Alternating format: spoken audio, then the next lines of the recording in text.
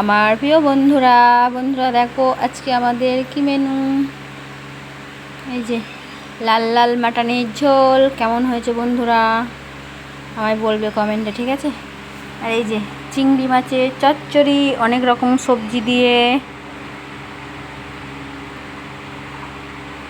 এতে লাল ডাঁটা আছে, কাঁঠালের আঁটি আছে, আলু আছে, পটল আছে, চিংড়ি মাছ আছে, ঝিঙে আছে, অনেক রকম সবজি দিয়ে একটা সবজি।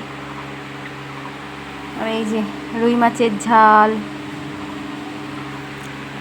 আর এই যে লোটে মাছের চচ্চড়ি কেমন হয়েছে বন্ধুরা।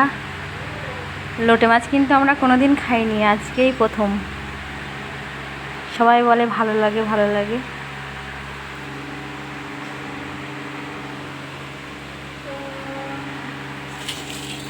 আর এই যে ভাত।